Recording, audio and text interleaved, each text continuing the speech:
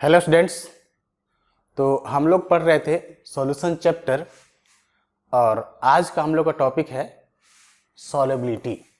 तो सबसे पहले हम लोग ये समझे कि सॉल्युबिलिटी क्या होता है।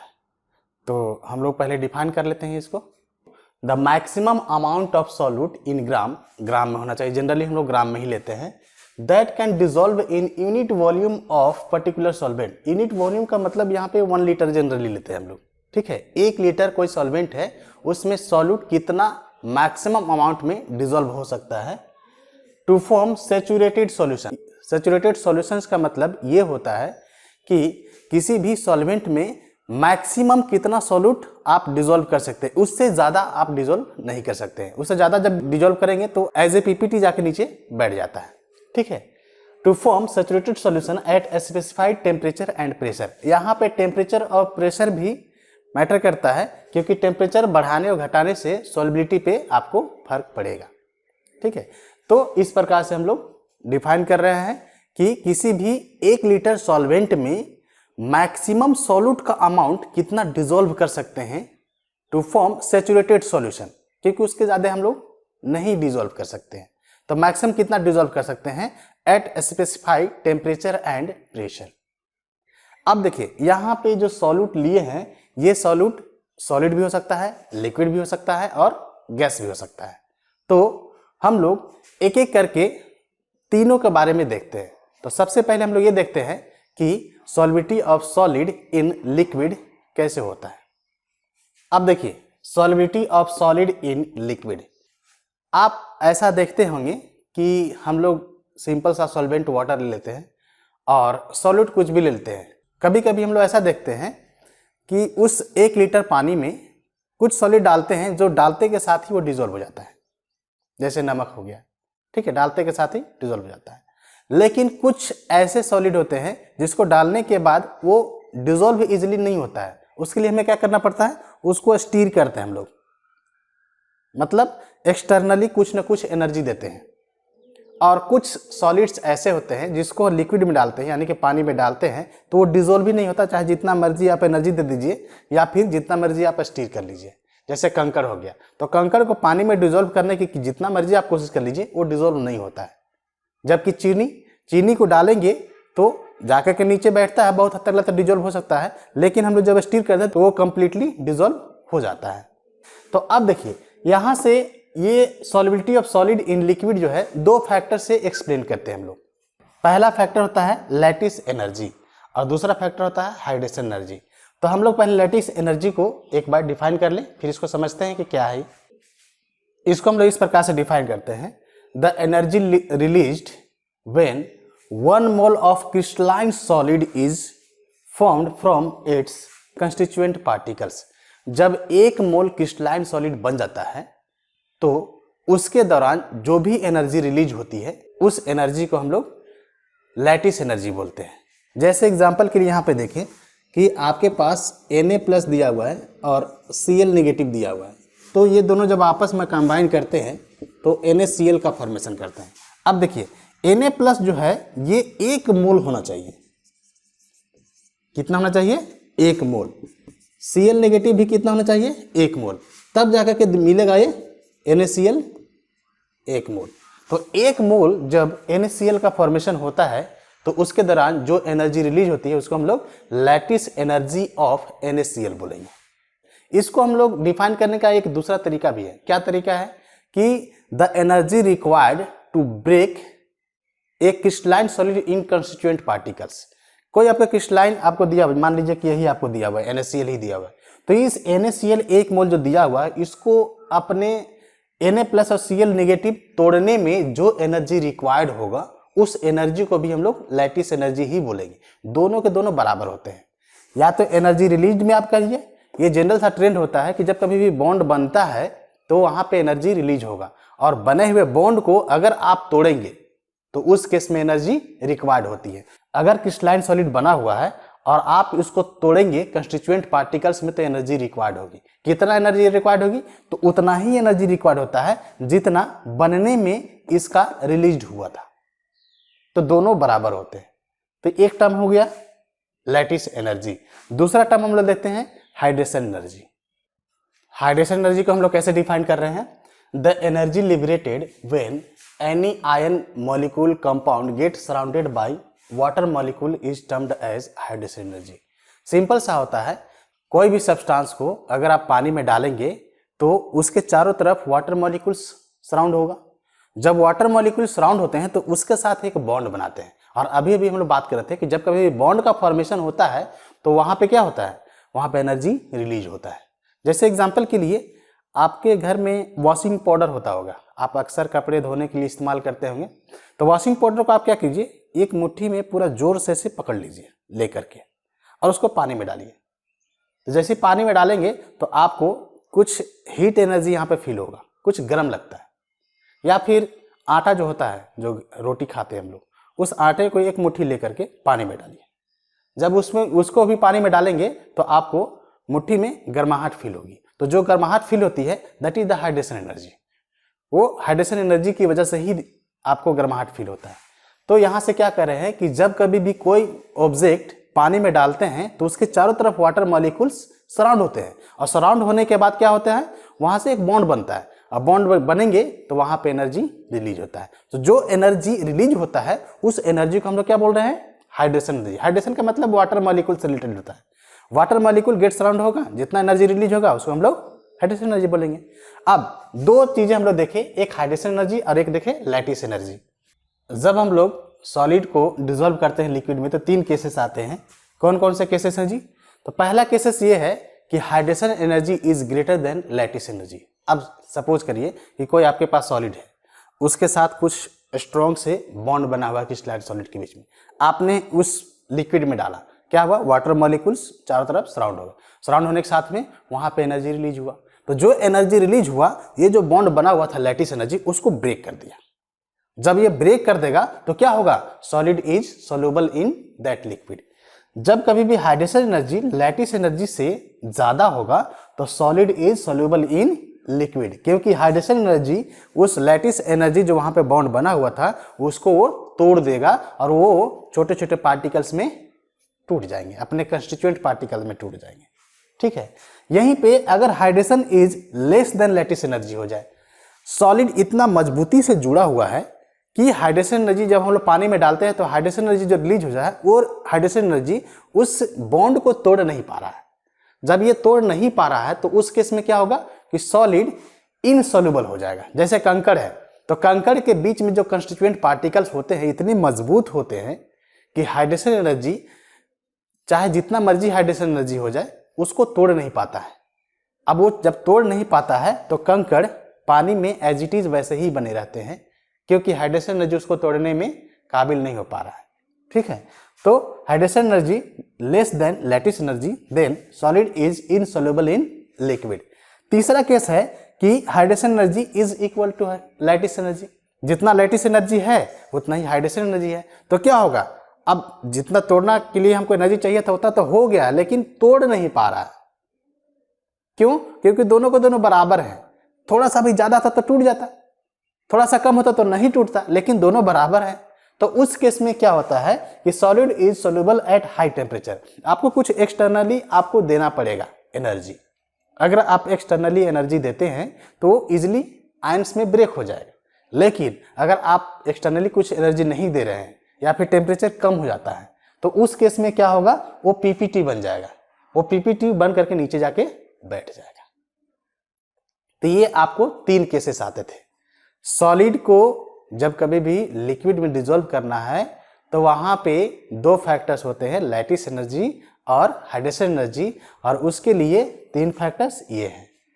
जब कभी भी सॉलिड को डिसॉल्व करना है तो ये जरूरी है कि hydration energy is more than lattice energy. जिस सॉलिड का लैटिस एनर्जी हाइड्रेशन एनर्जी से कम होगा वो इजिली डिसॉल्व हो जाएगा, और जिसका ज्यादा होगा वो डिसॉल्व नहीं होगा। बराबर होगा तो आपको एक्सटर्नली कुछ ना कुछ एनर्जी देना पड़ेगा। ठीक है, तब जाके वो डिसॉल्व हो जाएगा। अब ये बात हम लोग सॉलिड की कर रहे थे। अब लिक्विड की देखते हैं कि एक लिक्विड को दूसरे लिक्विड में जब डालते हैं तो वहां उसकी सॉल्युबिलिटी क्या होता है। अब solubility of liquid in liquid, एक लिक्विड को दूसरे लिक्विड में डिसॉल्व करना है, सोल्यूबल करना है। तो यहां से एक लाइन फेमस है। क्या फेमस है? लाइक डिजोल्व लाइक, मतलब जो जैसा होता है उसके साथ में अगर डिजोल्व किया जाए तो इजिली आपको वहां पे बॉन्ड बन जाता है, वो डिजोल्व हो जाता है। जैसे एक शराबी कोई दोस्त हो, उसका दूसरा शराबी दोस्त मिल जाए तो बड़ी ही अच्छी खासी दोस्ती निकलती है, लेकिन अगर दोनों अपोजिट नेचर के हो जाएं तो वहां पे दोस्ती अच्छी नहीं होती है। तो सेम वैसा ही है, लाइक डिजोल्व्स लाइक, मतलब क्या है जी कि polar liquid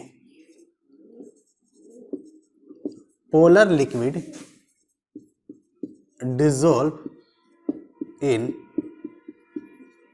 polar liquid.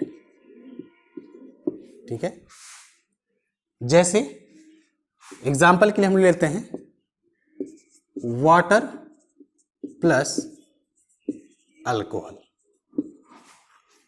Water polar nature का होता है, ये आपका पोलर होता है, ये भी आपका पोलर नेचर होता है। तो ये पोलर पोलर आपस में बहुत ही अच्छी तरीके से मिक्स हो जाते हैं। ठीक है, और यहां से आपको इजिली मिसिबल होता है।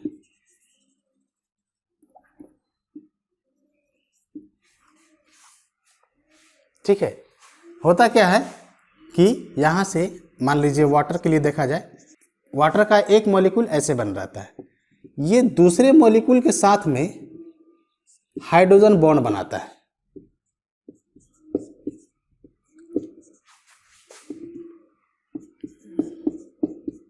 कुछ इस प्रकार से ये आपका वाटर है, और ठीक इसी प्रकार से आप देखेंगे तो अल्कोहल भी ऐसा ही रहता है, बस यहाँ पे ये R जो होगा वही अल्काइल ग्रुप होगा। ठीक है, ये अल्कोहल। चलिए कुछ और देख लेते हैं। तो ये अल्कोहल है आपका,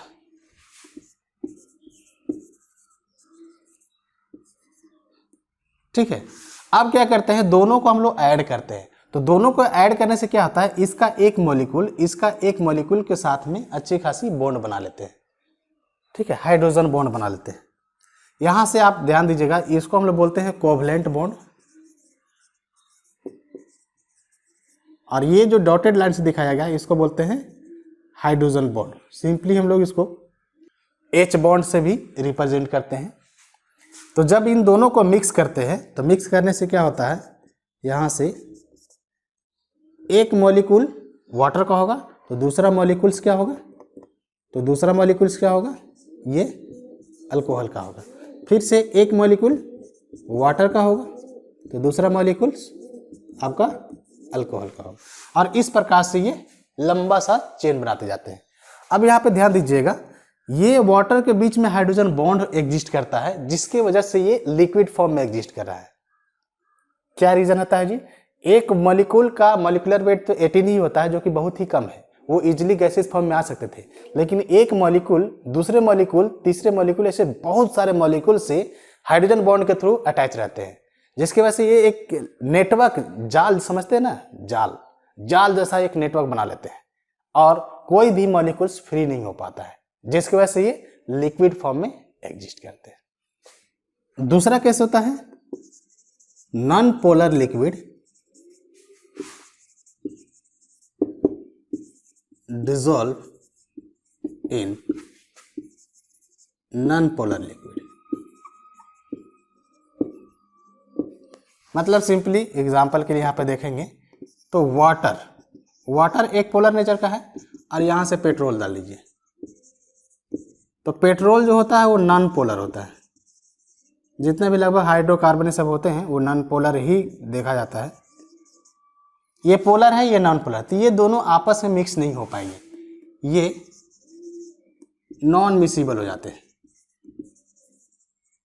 लेकिन नॉन पोलर को नॉन पोलर के साथ में डालेंगे, जैसे आप सपोज कर लीजिए कि यहाँ पे आपके पास दिया हुआ है हेक्सेन, और यहां से दिया हुआ है हेप्टेन, तो हेक्सेन भी नॉन पोलर होते हैं, और ये भी आपका नॉन पोलर है। तो नॉन पोलर आपस में अच्छी खासी मिक्स होकर के ये इजिली मिक्सिबल होते हैं।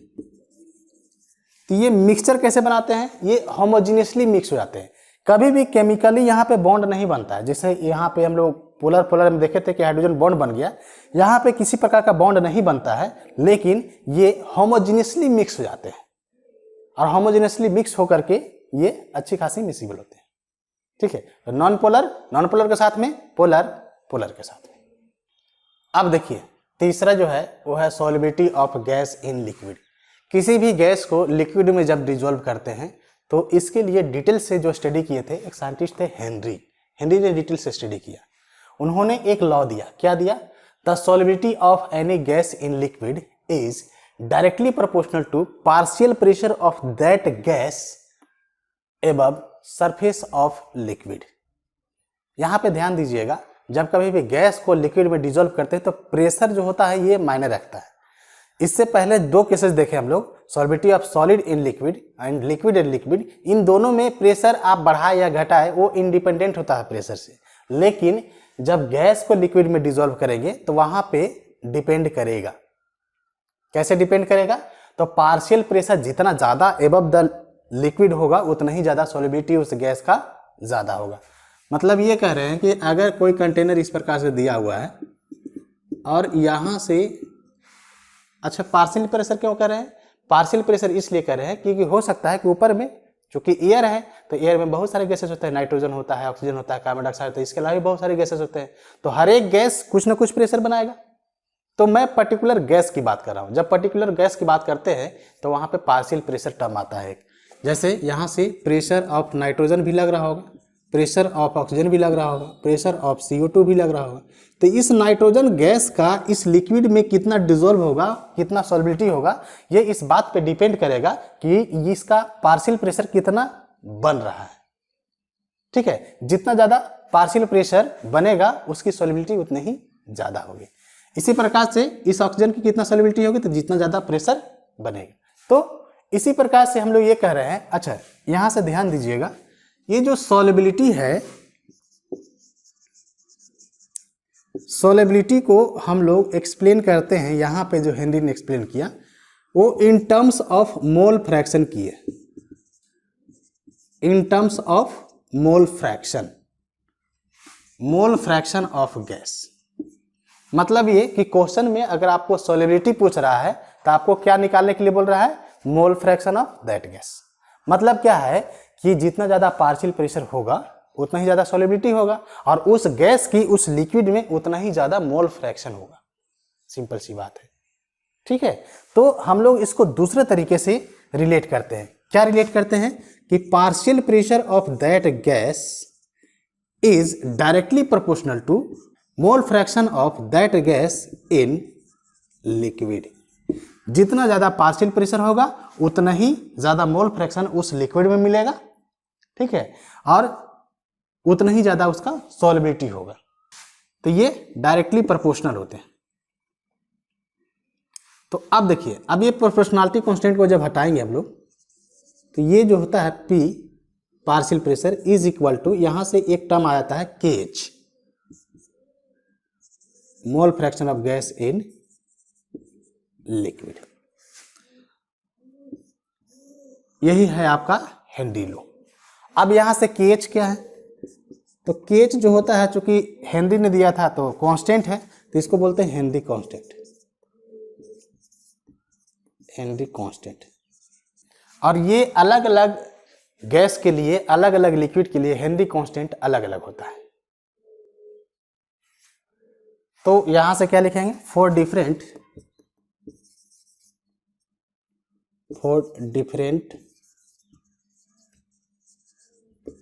गैस और लिक्विड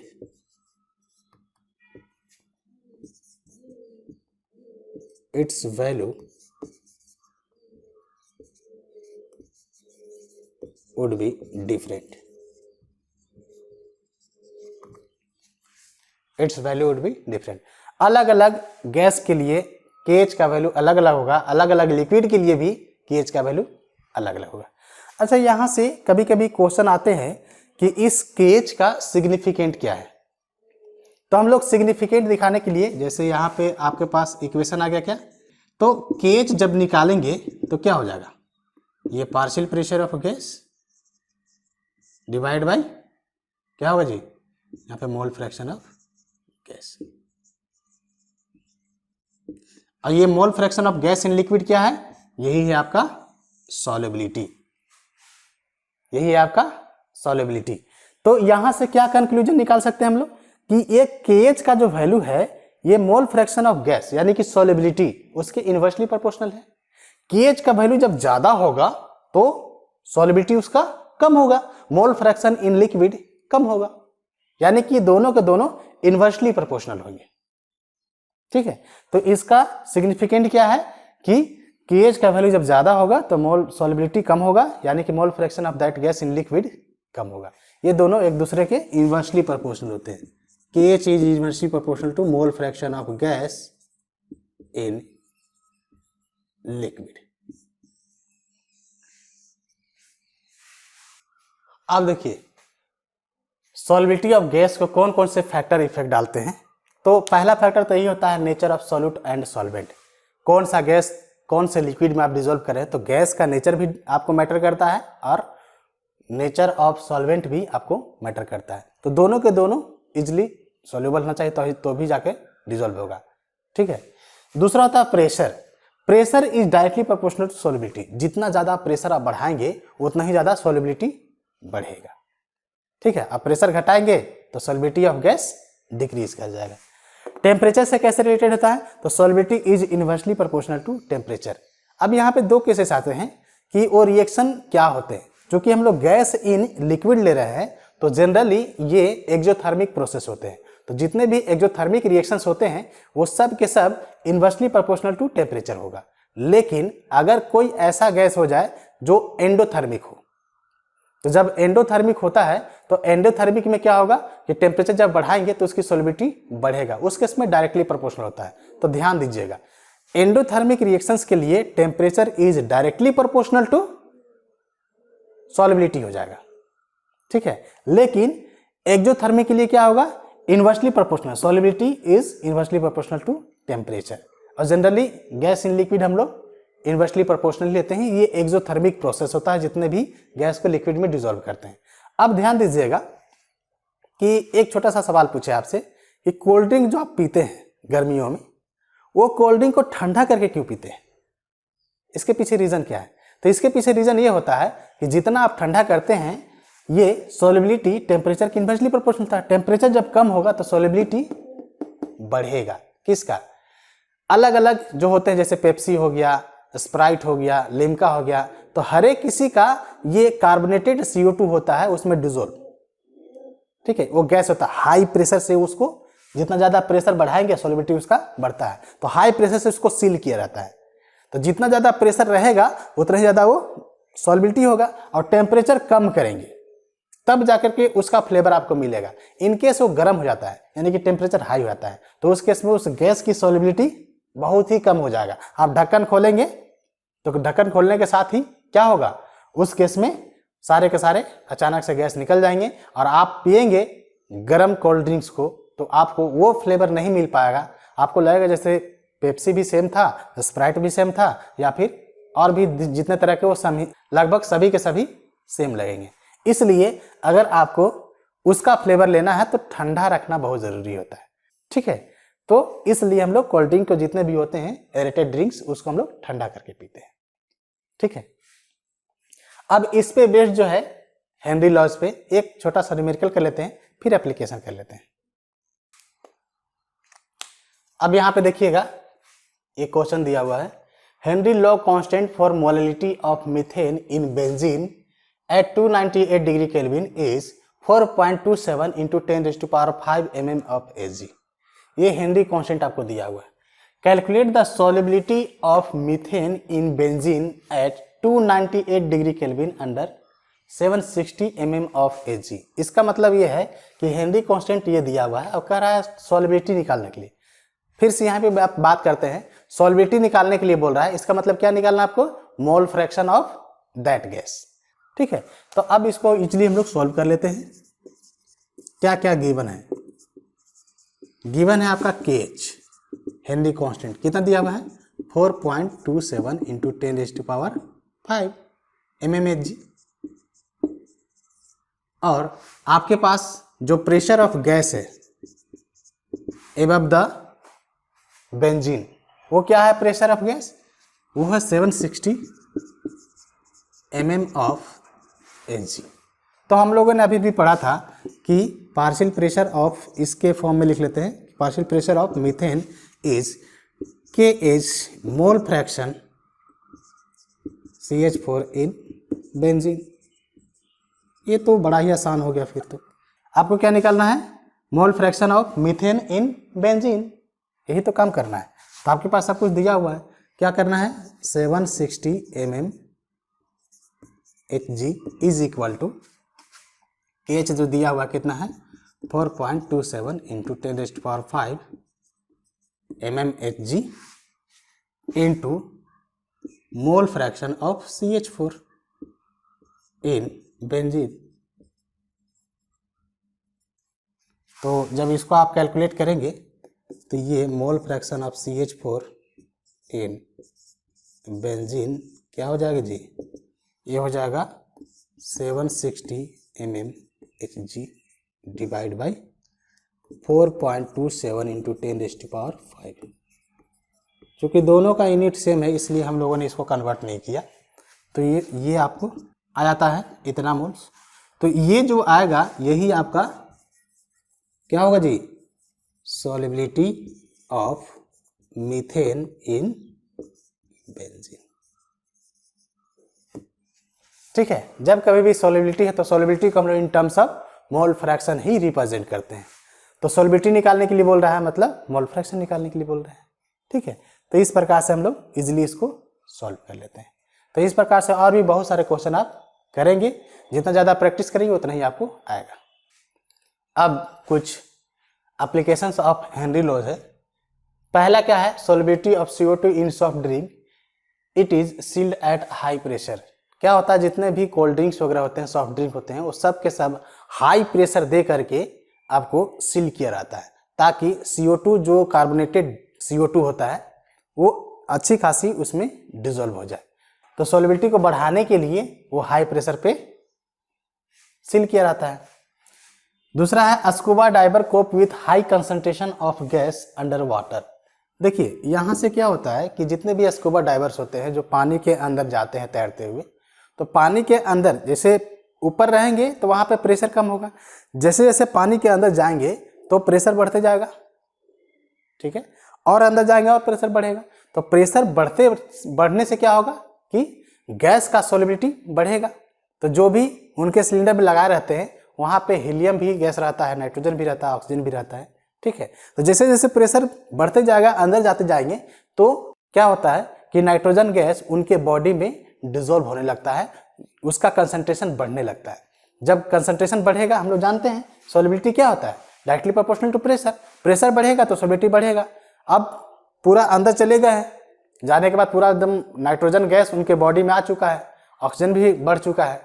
अब क्या होता है कि अचानक से जब ऊपर आते हैं तो ऊपर में आने के बाद क्या होगा, 1 atm प्रेशर होगा। जब 1 atm प्रेशर होगा तो कुछ इस प्रकार के केसेस आते हैं कि वहाँ से उनके जितने भी कैपिलरी ट्यूब होते हैं उससे बबल के थ्रू वो नाइट्रोजन गैस बाहर निकलने लगता है। क्यों? क्योंकि बाहर में प्रेशर कम है और अंदर जब गए थे तो वहाँ पे प्रेशर हाई से डिसॉल्व जो भी गैसेस थे वो बढ़ गए थे, उनके बॉडी में गैस ज़्यादा आ गया था डिसॉल्व होकर के।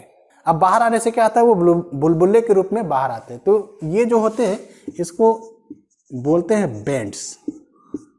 और बेंड्स एक बीमारी जैसा है, कभी कभी ये जानलेवा होता है। कैपिलरी ट्यूब जितना उसको फाड़ते हुए टिश्यू को बर्बाद करता है तो वो निकलता है। निकलने से क्या होता है, कभी कभी ये किसी किसी की जान भी ले लेता है। ठीक है, तो इसको हम लोग क्या कहते हैं, बेंड्स। तीसरा है at high altitude O2 is less in blood, it causes anoxia. Anoxia भी एक बीमारी टाइप से है जिसको हम लोग बोलते हैं मेंटल कंफ्यूजन, समझ में नहीं आता है कि क्या करना। ठीक है, तो होता क्या है कि जितने भी पहाड़ी क्षेत्रों पर रहते हैं लोग या फिर जो पर्वतारोही होता है जो चढ़ते हैं ऊपर में, तो वहां पे क्या होता है, जैसे जैसे ऊपर जाएंगे तो क्या होगा, प्रेशर कम होगा। जब प्रेशर कम होगा तो गैस की सॉल्युबिलिटी भी कम होगा, और जब गैस की सॉल्युबिलिटी कम होगा तो जो भी ऑक्सीजन होगा हमारे ब्लड पर जितना अर्थ सरफेस पे था, ऊपर जाने के बाद क्या हो जाएगा, कम हो जाएगा। जब ऑक्सीजन ब्लड में कम हो जाएगा तो उस केस में क्या होता है, वो मेंटल कंफ्यूजन होने लगता है, और जो मेंटल कंफ्यूजन होने लगता है उसी को बोलते हैं लोग क्या, एनॉक्सिया। तो इसके कुछ एप्लीकेशंस थे। एक और बहुत ही फेमस सवाल है जो जनरली बोर्ड्स वगैरह में पूछ दिया जाता है, क्या होता है कि जितना भी एक्वेटिक लाइफ होता है, मतलब पानी के अंदर जो भी रहते हैं, मछली हो गया या फिर जितने भी जीव रहते हैं, वो सब के सब लो टेम्परेचर पे एग्जिस्ट करते हैं, उनका जीवन पॉसिबल होता है, हाई टेम्परेचर पे क्यों नहीं?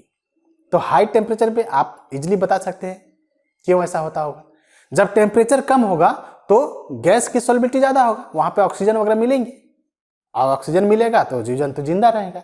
लेकिन टेम्परेचर जब हाई हो जाएगा तो उस केस में क्या होगा, गैस की सॉल्युबिलिटी कम हो जाएगा, सारे के सारे गैस निकल जाएंगे, उड़ जाएंगे। तो उस केस में क्या होगा, गैस जब मिलेगा नहीं तो जीव जंतु जिंदा रह पाएंगे नहीं, तो सबके सब मर जाते हैं। तो ये अक्सर पूछ दिया करता है बोर्ड वाले एग्जाम में, तो इसको आप समझ लेंगे।